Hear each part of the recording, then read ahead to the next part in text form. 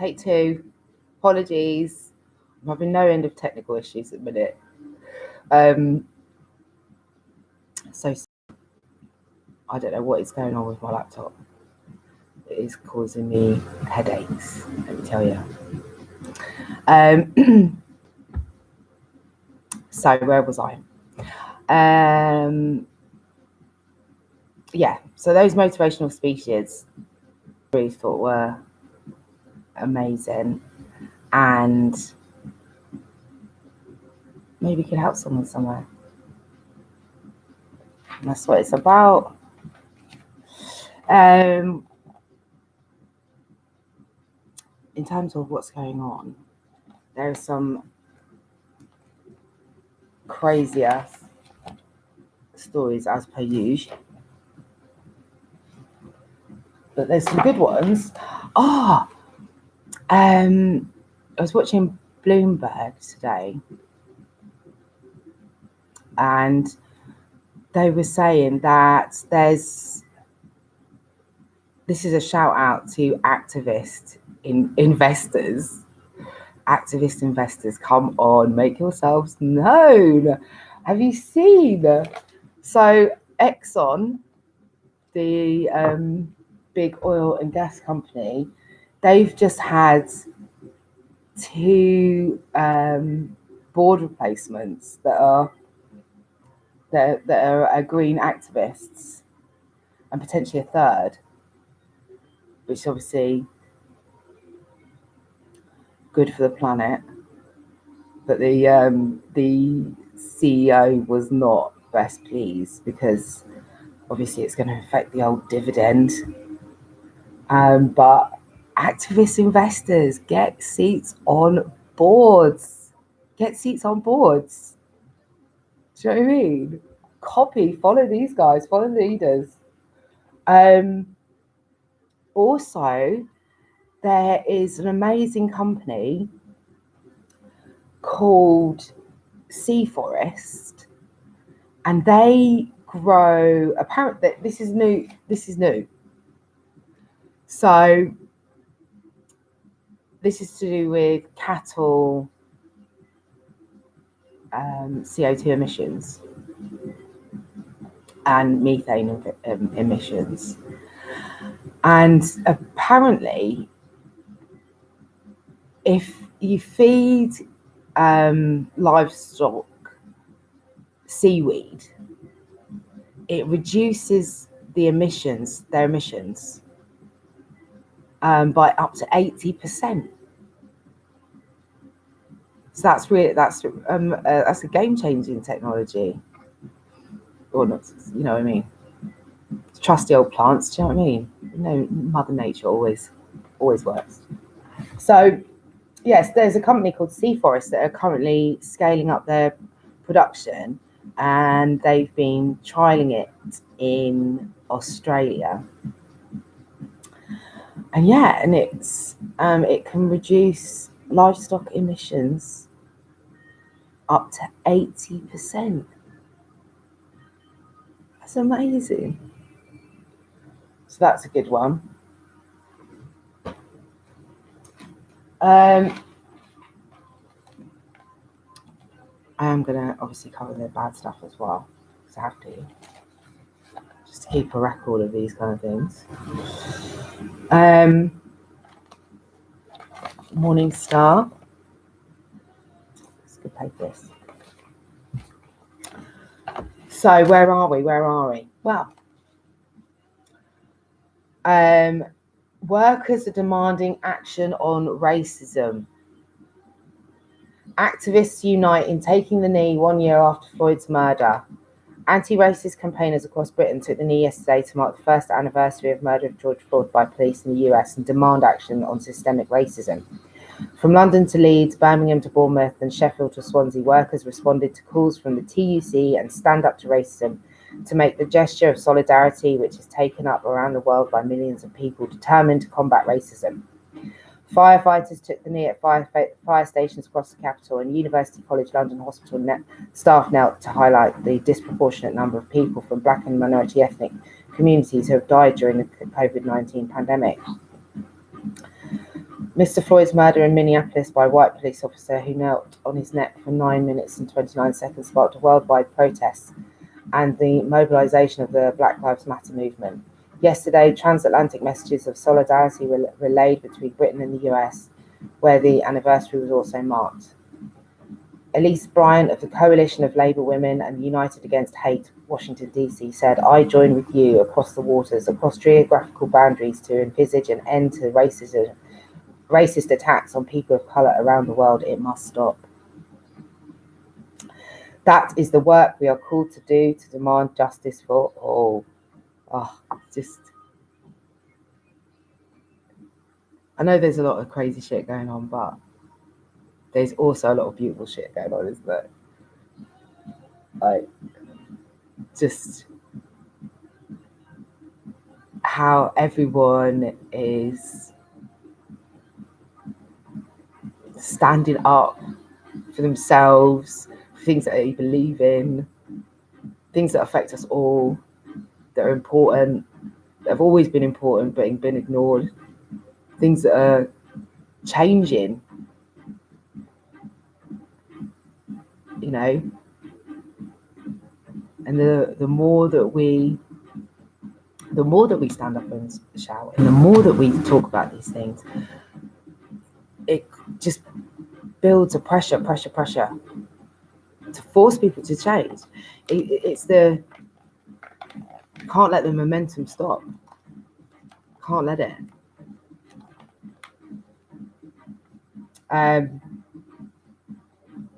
In Britain, people knelt in workplaces, parks, community areas, and more than 20 town and city centres. Participants included families whose loved ones have died while in police custody in Britain and who are still seeking justice. Among them was Mohammed Bashir, whose brother Muayyad died at the hands of police on February 7th. Definitely within the police force, there could be more education with regards to mental health awareness, educating the police with regards to the use of force, and learning a bit more about ethnic minorities in their area of the country. Black history training should be in there. We need to stand up together. Zainab Hassan, a campaigner for justice for his nephew, Mohammed, who died soon after being released from police custody, said, "Unless there is a change, unless this system has a complete overhaul, then there will be a lot more families grieving, mothers crying at graveyards. There has to be change." Labour MP Diane Abbott said, "We have to learn from each other and learn what is happening up and down the country. We also have to keep fighting and supporting each other." One of the most positive things that I've seen in recent weeks was the response of the community in Glasgow in Pollock Shields, who came out to defend their asylum seeker neighbours from a dawn raid. We have to keep fighting. We have to go forward. Public and Commercial Services Union General Secretary Mark Sawatka said the action in Glasgow was an inspiration and shows the power of a united movement. Let's see how many more Glasgows stopping other deportations and committing all of us to fight to root out racism that is systemic in Britain. Labour leader Keir Starmer said that the eradication of structural racism would be a defining cause for the next Labour government. Change. No.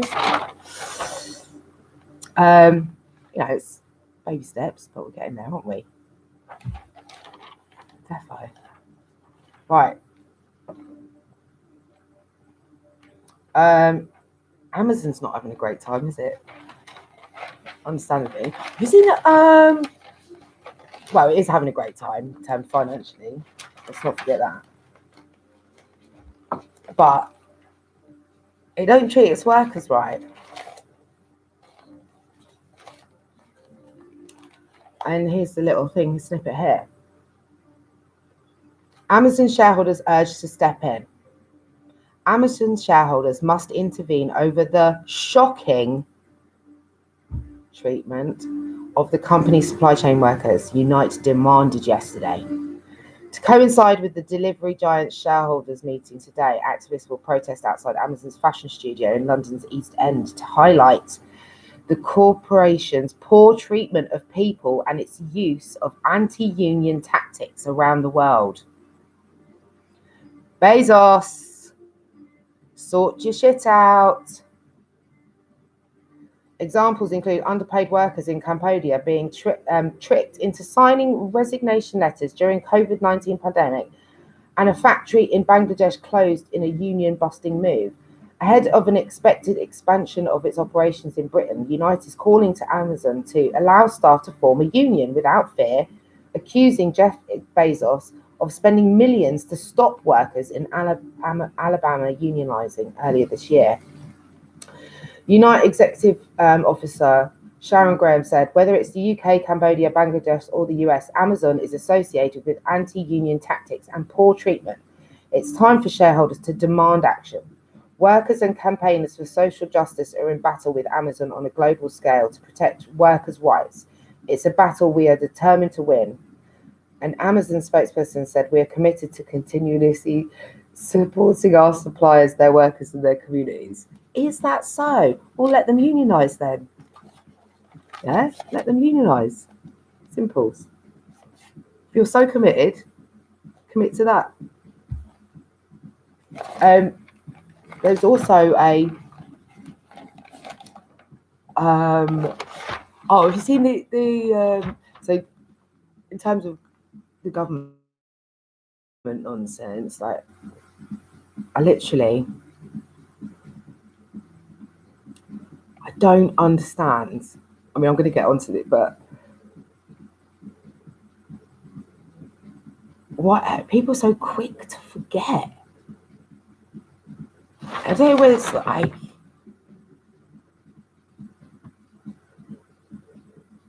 what is it? They just don't want to know, or life's easier not knowing. You know, burying your head in the sand, that kind of mentality. You know, because there are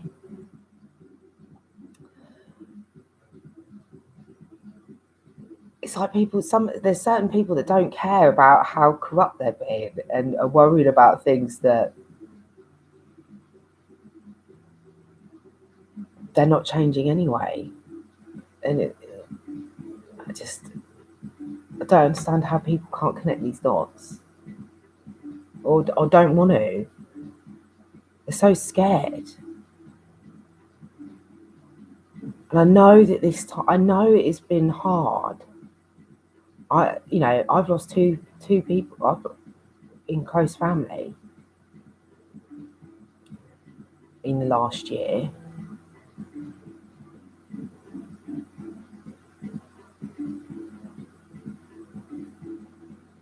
But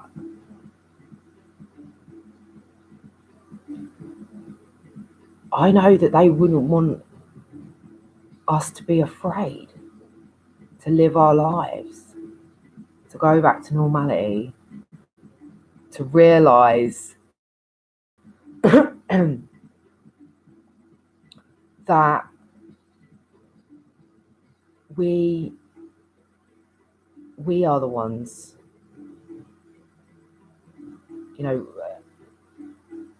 accountable and responsible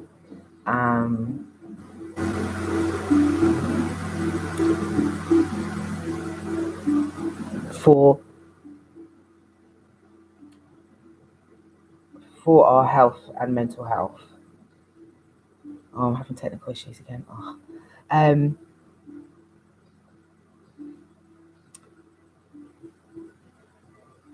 I know I keep going on about it, but it is true in the sense that everything that we consume has an effect on our mental health and physical health. And if you're in a state of fear and anxiety and stress, that actually makes you chemically imbalanced internally because of the the chemicals, the hormones that are released in your body when you're in those states. And that makes you chemically imbalanced and will have an effect on your brain and also your insides, your organs, how how your heart pumps, how your blood flows, how inflamed you are internally. And then you've got to think on top of that, this is, I'm not just plucking things out of the air. I've said this many times before. This is science backed. I may not be saying it in, as articulately as a biologist or scientist might say it. I'm just talking real. So then you've got to think about all the other things that we do to ourselves in terms of what we eat, what we drink, what we watch. And all of those things also have an effect. And,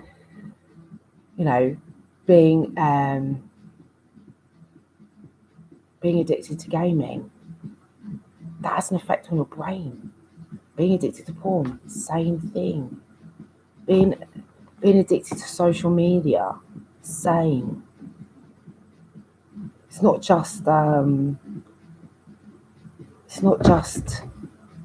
the time. It's having an actual effect on your brain, on how you think. Also, the chemicals that are released in your brain from doing these things, because all of these addictions, whether it's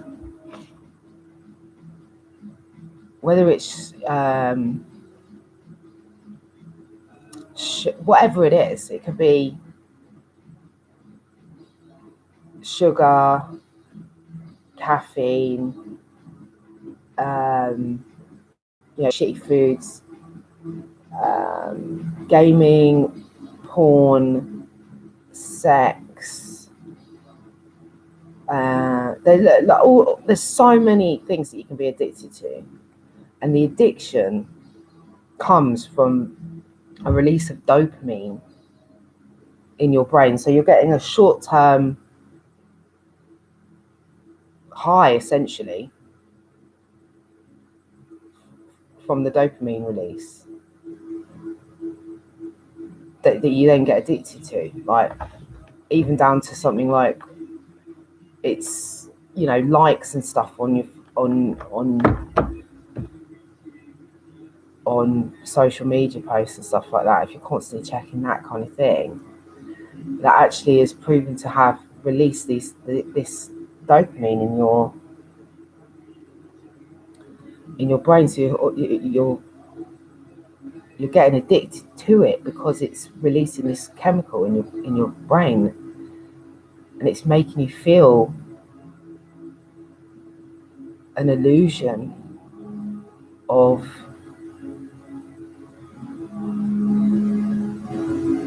what would be the right word there? Pleasure. And everyone's getting it from the wrong shit. Just lost touch with reality. We're so impatient to get that, and that's why people can play games for days on end, or that's why people sleep around all the time, because no one's looking for real connection or real love.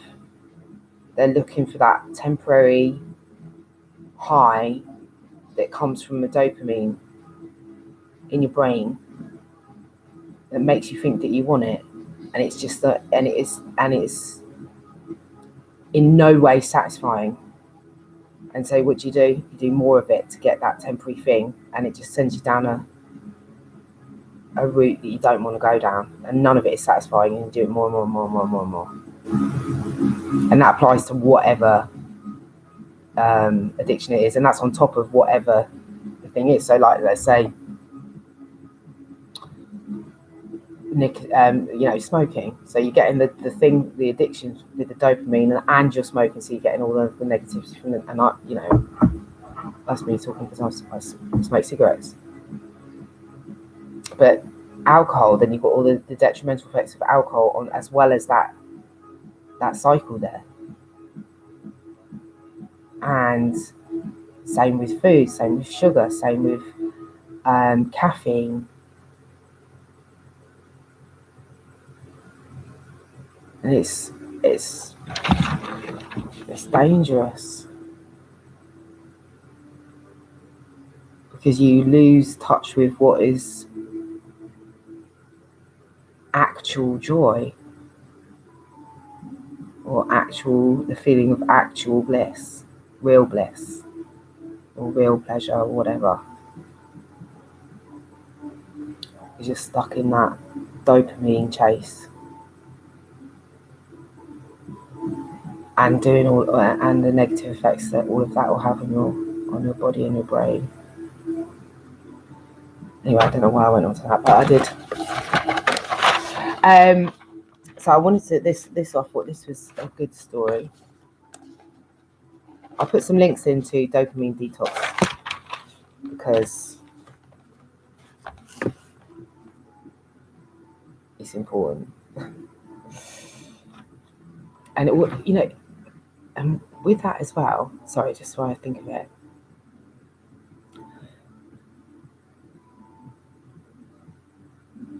you can't make rational decisions. You simply can't. You can't make rational decisions when you're in that state. When you've got all of the, you've got all these different chemicals pumping around your body, you've got all information, you're making yourself sick. That's the thing. Physically and emotionally and mentally.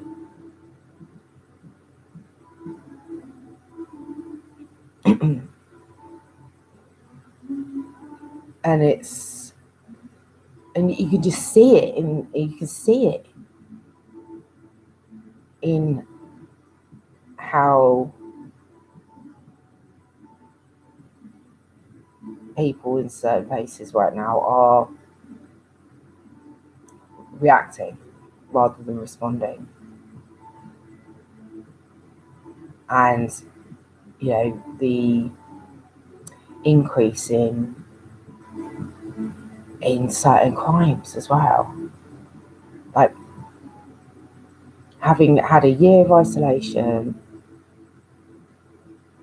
too much time, people spending so much time on their phones, so much time online, so much time watching stuff that isn't important, drinking more, people doing more prescription drugs, more recreational drugs, all of these things combined, and eating shit food. I mean, it just is. All of those things are going to have a massive impact on people's ability to think rationally, because of the chemicals that all of those things will be pumping around your body all of the time.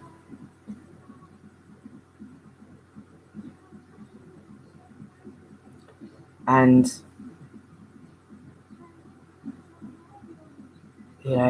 things like, and this is I'm just talking honestly from experience, and the massive difference it makes when you cut these things out. And I know I'm not saying it's forever, but I'm saying right about now,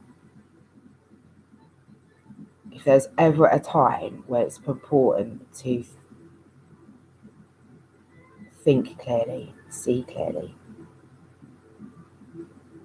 with everything that's going on is now. And you just have brain fog constantly when you do these things,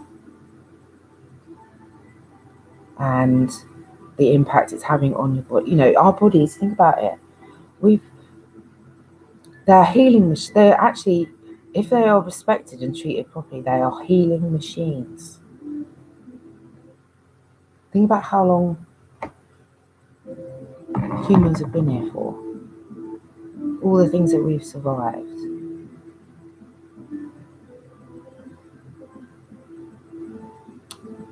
You know, but we've forgotten. It's almost like we've forgotten. We've forgotten who we are, we've forgotten where we've come from, we've forgotten everything. And it becomes, when cutting those things out, you feel better, obviously,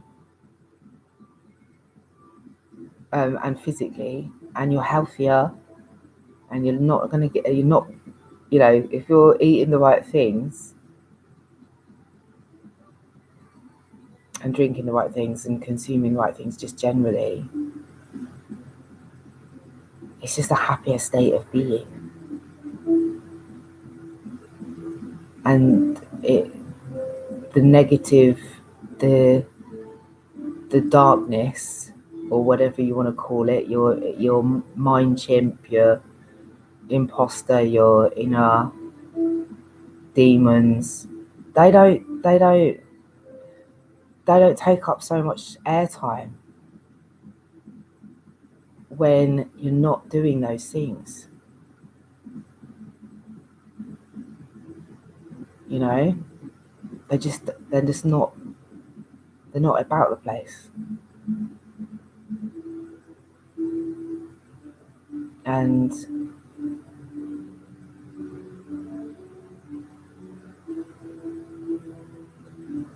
you know, with so many people struggling, surely that should be the priority. Should be getting just sharing that information. Just, I know it's not about, you know, necessarily going as extreme as not doing anything. It's not about that. But it's just about knowing, isn't it? And knowing the difference. Because when you feel the difference of how you feel not doing these things versus doing them, your body will tell you. Your body will literally tell you. You won't, you know, because you'll know the difference. You'll see the difference. You'll feel better, mentally clearer. And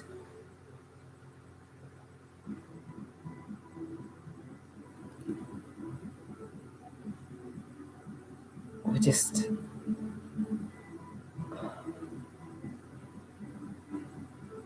ultimately, I just want people to feel better. And, you know, too much of anything is bad for you, isn't it? But I know directly that, like the other day, as I said, it was a Friday, I was like, I'm going to have a drink just because everyone else is. And then it was just because, you know, obviously one of my family members passed away, so I was like, well, I want to have a drink then. And then it was, well, at least I'm not going, you know, it's Friday, so I can have a drink because it's Friday.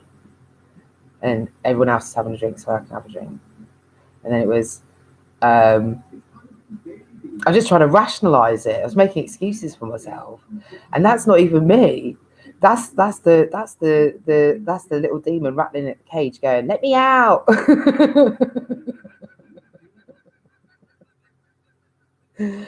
Right? It's straight. And what else? And then I was like, well, you know, I'm not going out. I'm only having a drink at home. You know, everyone else is going out and drinking. So that's all right then. And it was just making an excuse. And then, as I said to you, I had the opposite side of that conversation, which is, you know, that if you have a drink, you're going to feel like shit. So why do it? Why even do it?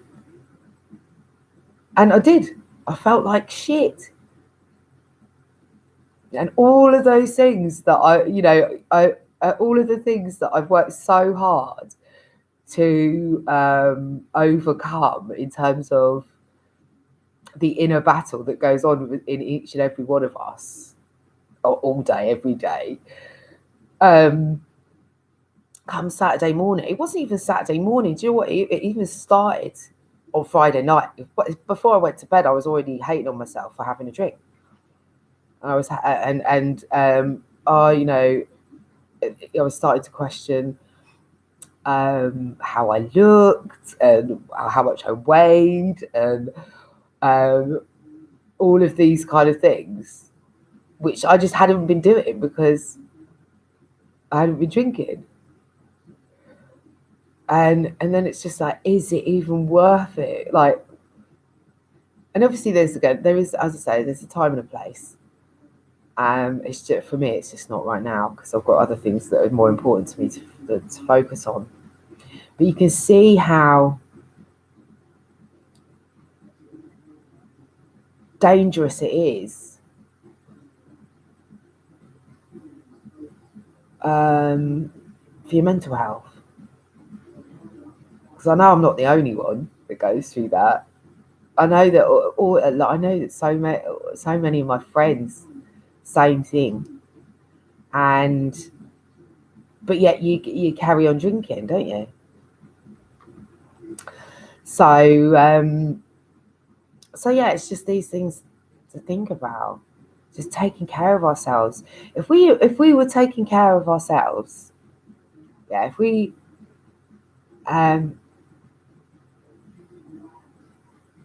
focused on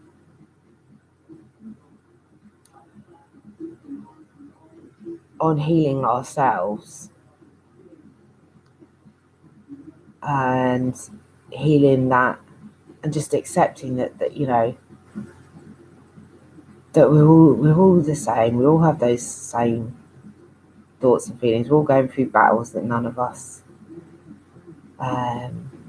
fully know or understand, and just, you know, be kind to each other and just love each other a bit more, and not judge, and not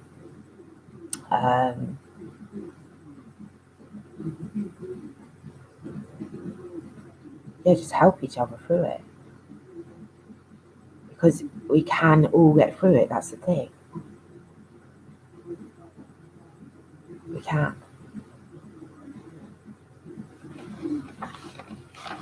Oh, and then this. So, is it vitriolum? Now, how did I find this? Oh, this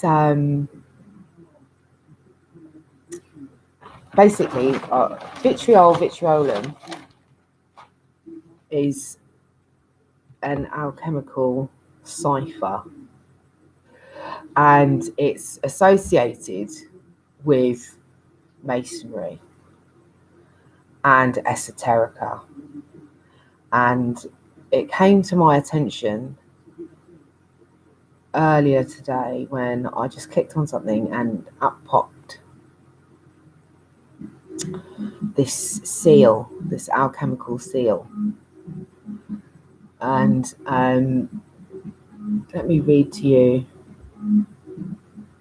about this is the International Alchemy Guild. Sorry, even.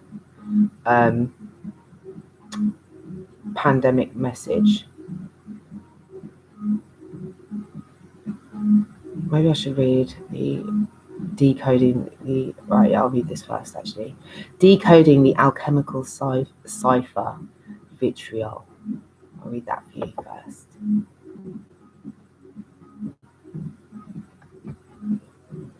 So this goes back to Egypt, actually.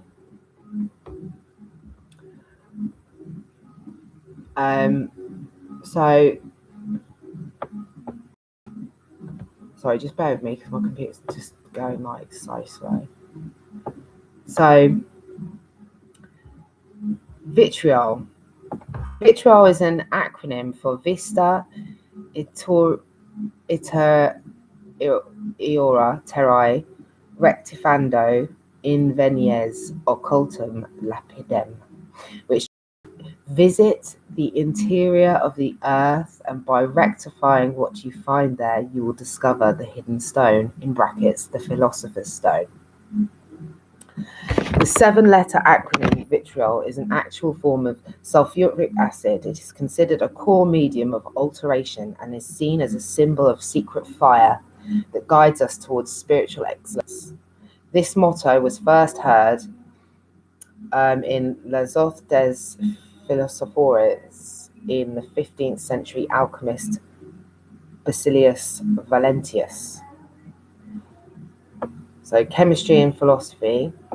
It is a combination of iron and sulfuric acid. In chemistry, vitriol can be used as a powerful disinfectant, and further distillation with which will yield a yellow-colored oil called vitriol.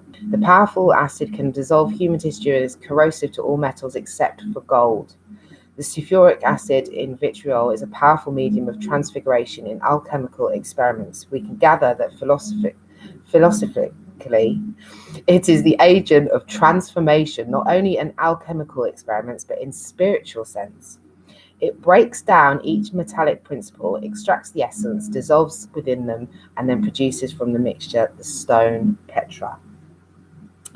Alchemical cryptogram. Below you'll find the cryptogram. It is meant to be read starting from Vista and ending in Lapidem.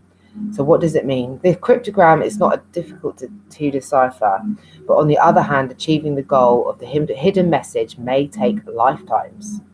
The motto urges the initiate to look within and discover his or her own true nature, for this is the path to the philosopher's stone. We can then match up the 7 steps of alchemy with the vitriol as the process of rectifying the stone. So there you go. And then this is so it's a spiritual message basically. And then I'm going to put all these links in. So this is the International Alchemy Guild from March 20th last year. As we go through discerning times, I hope that my brothers and sisters in the Alchemy Guild and their loved ones stay healthy and free of suffering and anxiety from the current pandemic. For most of us, it seems the whole world has turned upside down. When things change this rapidly in the laboratory, it usually means the experiment is entering a new stage of transformation. That is what is happening now throughout the world. Our livelihoods and routines have been overturned. Our long-term goals and steady striving to better ourselves have been supplanted by the immediate need to protect ourselves and our loved ones. Part of changing perspective is awareness of how interconnected everyone is locally, nationally, and globally. The same life force we all share as human beings now faces the same invisible enemy. The fragility of human life and our social institutions is apparent, not to mention the sudden collapse of our merry-go-round economy.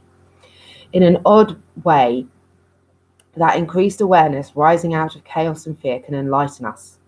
It is now easy to see how our species itself can be threatened and accept that we are citizens of Earth, not individual nations. The humbling of alchemical calcination we are experiencing in the first few months of 2020 is lasting transformation that all of us will carry with us the rest of our lives. Psychologically, calcination is the journey through fire that results in a breakdown of structure and habits, prides, and false beliefs. It is an uncomfortable phase marked by fear and anxiety. What can we do to survive the fire? In alchemy, the fires of calcination are quenched by the waters of dissolution. In personal terms, dissolution is a relaxing of structured living and opening to natural forces. The ensuing phase of separation isolates the purified essences remaining from calcination and dissolution. Only balance and mindfulness can save us from being overrun by fear and anxiety. Balance and mindfulness are the tools that will help each of us rise above the world catastrophe we are now facing. Surrendering to anxiety and fear will only lead to anger and violence, which are the seeds of destruction. Find a way to cultivate your own balance and mindfulness during these challenging times. Maybe you'll find it works of teachers such as Eckhart Tolle or Thich Nhat Hanh. Maybe it will rise up from the depths of your soul while relaxing, taking a walk or hiking in nature. Even if you're not able to move about in your community, find a way to focus on where you are in time and space. You find that true life is available only in the here and now, not in the past and not in the future. Adults are not present most of the time. We are caught up in worries, regrets, fears, and anger and exist in a state of forgetfulness tied to the past or future. We are not here in the present moment, living our lives fully. Mindfulness is the energy that exists in the present moment that enables us to recognize the subtle background of happiness already present in our lives. Because mindfulness is such a powerful technique to get through the current challenges we are facing, we recommend the following resources, and then I'll copy these into here on steps of mindfulness. But just all of these little things that I find along the way, they all seem to be kind of useful somehow, some way. But it's important that we don't forget. We can't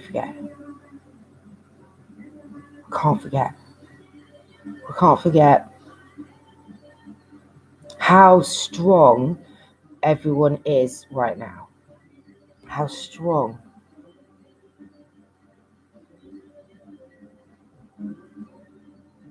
And how amazing everybody is. Every single person. How important they are. In how just the world goes round.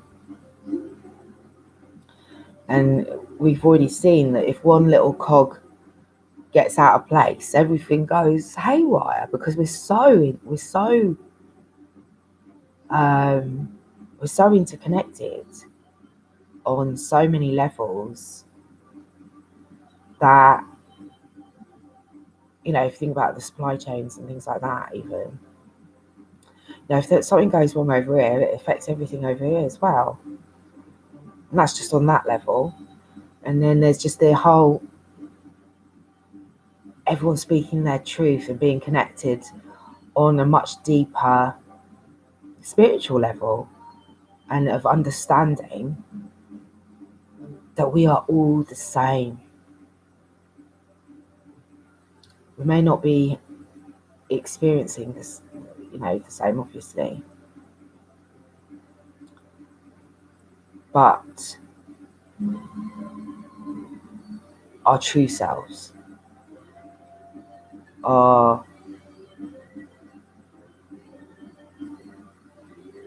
the same. And, we're all here right now. We're all here right now. And it is an important time in history, more than ever before, to stand up and be counted, to stand up and be heard, to stand up for your rights, to stand up for things that we individually and collectively believe in, and to keep fighting every day.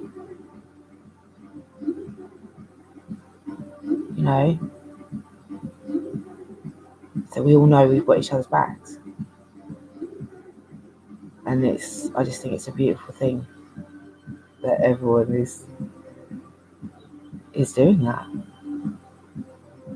Because there's a whole generation of people. There's a whole generation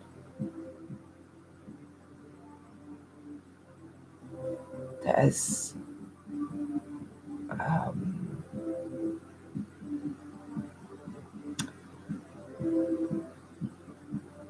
been lost somehow.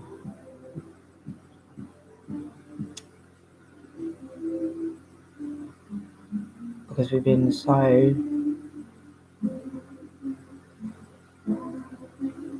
distracted and so wrapped up in things that aren't important that we've forgotten what's important. A lot of people have, you know. Like when I was getting my tattoo done, the guy was saying we're in the age of Antichrist, and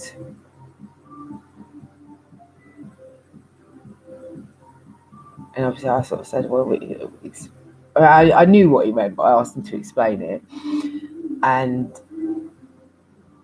he's like, because it's almost like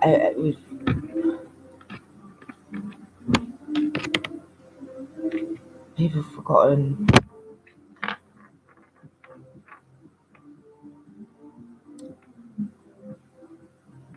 any kind of morals, and we're seeing the effects of it. We're seeing the effects of our selfishness.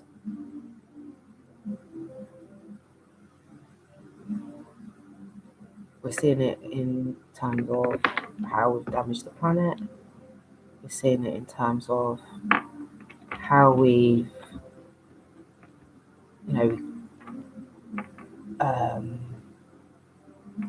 damaged relationships or connections, or we're seeing it in business, seeing it in governments, seeing it in how the way people are treating each other, with abuse, whether that's physical, emotional, sexual, and nothing's being done. People are too afraid to speak out. And why is it that way? Well, people's obsession with porn, and this is going back to this dopamine thing, has given this just real distorted view of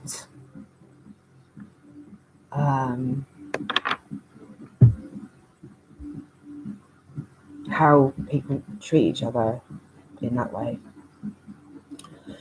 And and it affects people mentally, to the point where you're getting these reports of children watching porn because everyone's got access to phones and internet and WhatsApp and what. And you've got children watching porn, and then they're replicating that behaviour in terms of how they treat the opposite sex, whichever way it goes, even in school. I mean, it's a problem when you've got 11-year-olds talking about gang raping other girls, and 80,000 kids have made reports on this website in 3 days. I don't know what the current figure is. And the knock-on effects of how that is going to affect their relationships that they are going to form, if they form any, or are they just going to, there is of that vibe of this generation of men and women, and it's associated with alcohol and drugs. Let's not forget that, because when you're on those, you're not thinking properly. You aren't in control. Your demon's in control at that point. Yeah, and that fucker will make you do anything, right? And as I said to you before, there's this group of 18 to 25-year-old men, boys rather, that are around here. And the way they speak about women behind their backs is shocking. And as I said to you before, they've got WhatsApp groups, they rate people, they pass them round, they take photos without the girls knowing, and then send them round on their WhatsApp group to their mates, of them like doing stuff to them when they're out of it. Yeah. And they think it's funny. And they high five each other for that kind of shit. And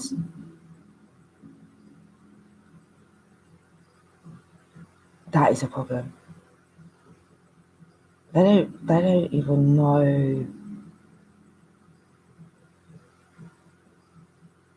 what love is.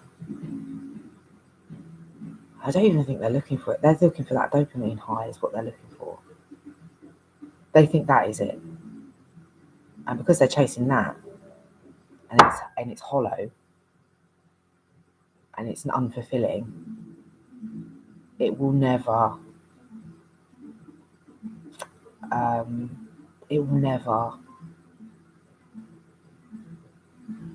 fill that hole that they're trying to fill. So they just keep, that's why you have sex with endless people. That's why they're doing it. Because they get a temporary high, and then they're hollow again afterwards. So that look for the next person, whoever's going to give them that. And that feeling is not, it's a temporary thing. And it's sad that there is a generation of people that do that. Because, and it's really just masking something else as well. Because there's lots of studies that say, childhood trauma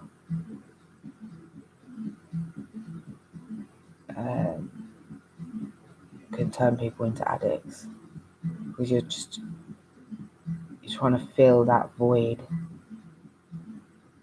with whatever it is, whatever addiction it is, whether it's eating, an eating disorder, or an addiction to any of the things I've already mentioned. You're just trying to fill that void of whatever was broken that hasn't been healed. So really,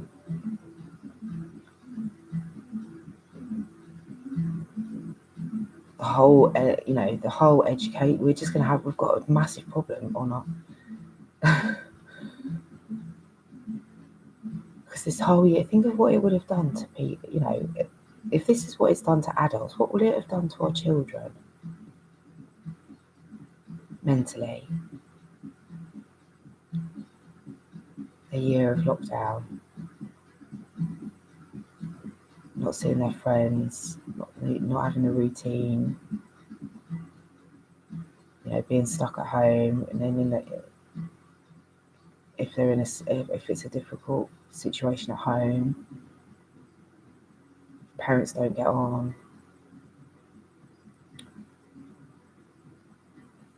And then, you know, the struggle of having to try and homeschool.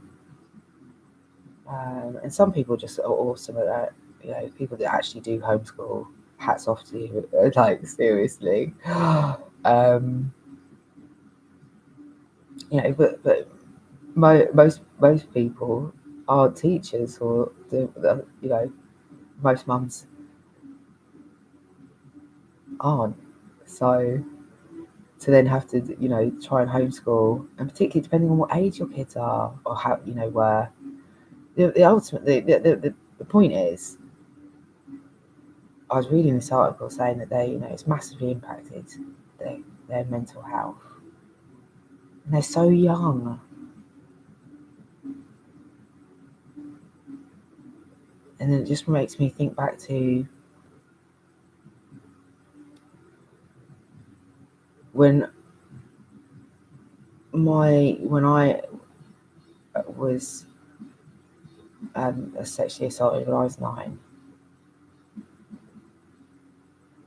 I had no, and I know this is different, but I'm trying to say the trauma. I didn't know how to do. I didn't know. I just didn't understand what's going on. I didn't. And he was a lot older than me,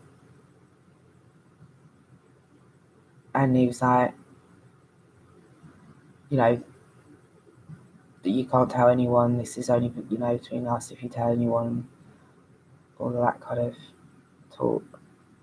And because he was older, I just thought he knew better, because I trusted him.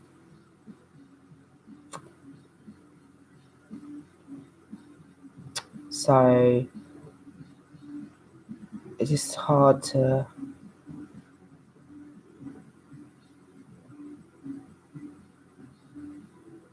I just didn't deal with it at the time, and then it just led on. It just sort of went on a snowball of other things. So I was emotion eating, then I got an eating disorder, and then I started cutting myself, and so on. And I never dealt with any of those things at the time. I just kind of put them in a box and put them away, kind of hope for the best.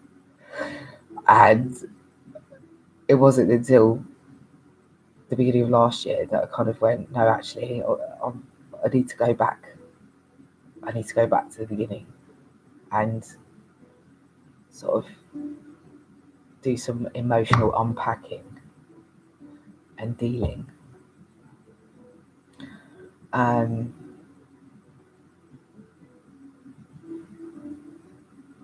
that's kind of how I feel right now. But my concern is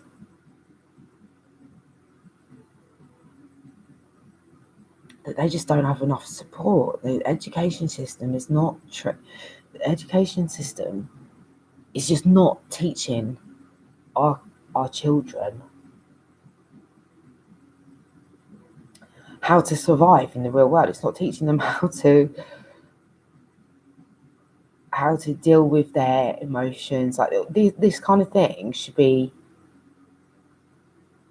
absolutely paramount right now, because if we don't get a handle on this, there could potentially be a whole load of really dysfunctional people coming up in the world. It's not trying to be insulting. That's just like, if we don't deal with this mental health issue as a priority, it just feels like it could be a recipe for disaster. Like mindfulness, meditation, learning how to express your emotions, how to deal with your emotions, how to respond, not react, how to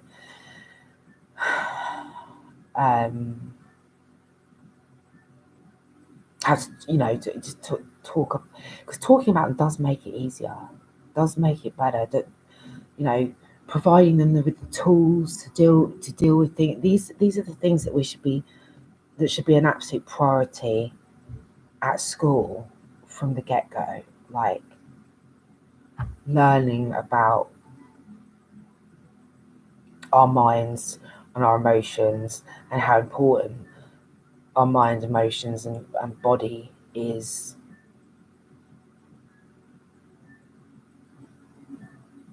in absolutely everything that we do. Because if you can get it right there from the very beginning, then there just will be a lot less of these issues later on, won't there? I don't know, I'm just thinking out loud. But you get what I'm saying. Yeah. So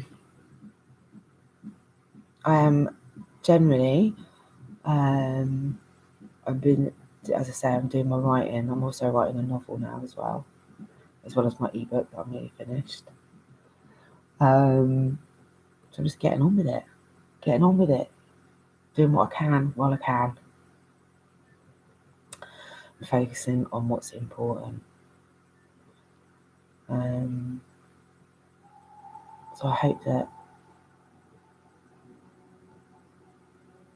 as I say, I hope everyone's okay. I'm going to put in the links to things about mindfulness, some more links to, because also, you know, if we the other, the other thing as well is if we get a handle on our minds, mindsets, emotions from the get-go, and realise how important it is to just constantly be in a state of flow and self-improvement, and understanding how our bodies and brains work, and guts and all of that, then you actually reduce the risk of Parkinson's, Alzheimer's and dementia quite dramatically if you're conscious about what you're eating, because there is an association to food, and obviously food, if you look at over time, because of chemical farming, so chemicals have an impact on the food that we're eating, and that has an impact on our bodies, and that has an impact on inflammation, and inflammation has an impact on our immune system, and so on. So everything's connected, guys. But we can do this, and there's amazing stuff changing all around the world, even though a lot of mainstream media would want you to be cowering in your boots at home. But there's no need. Because if you're looking after yourself, properly, you'll be okay. You will.